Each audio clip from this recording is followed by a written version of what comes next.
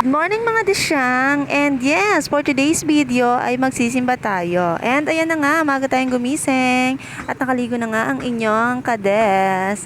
And yan, nagalagay na nga ako ng aking mascara sa aking pinigmata kasi masyado siyang manipis.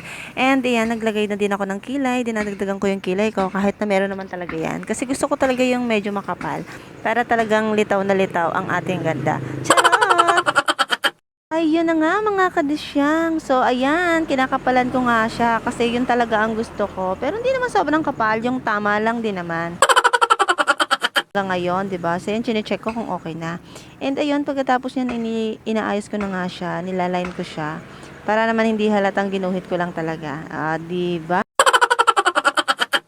So, ayan na nga, naglagay na nga ako ng aking lipstick para naman medyo makinang tayo. Pinuntahan ko nga si mama dyan kasi tinitingnan ko kung ready na siya. And after na nagpabango na nga ako dahil magre-ready na nga kami dahil aalis na kami. At pagkatapos yung nagsuklay na nga ako na yan, nilagay ko na ang salamin para pangharang natin sa hangin.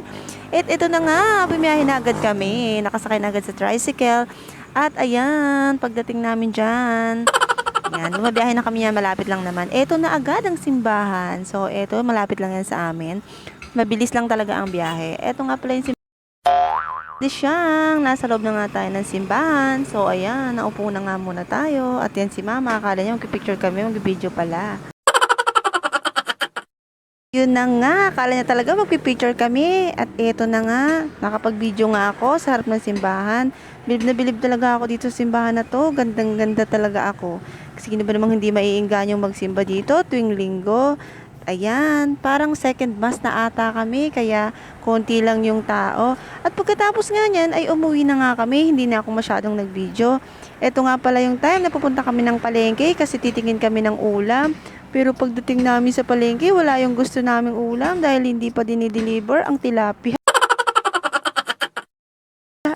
Yun pala ang gusto, tilapia. And yan na nga, pauwi na nga lang kami at babalik na lang kami ulit mamaya. At ayan, nagbibideo lang ang inyong kadesyang, diba? So, eto na nga, at nasa bahay na nga kami agad-agad. Eto nga pala si mama, yan, bumaba na, nagpasalamat nga ako doon sa aming driver. Charis lang, at eto ang aking doggy na si Santino. Ayan, akala mo talaga hindi kami nagkikita. Palaging ganyan yan, pagdating mo, sasampahan ka talaga.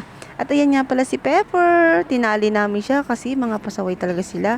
Pag may dumadating na tao, akala mo talaga, di nila kilala.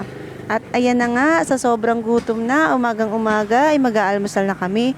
Bumili nga pala ako ng suma na yan. Hindi ko alam kung anong tawag dyan, pero ang sarap niya.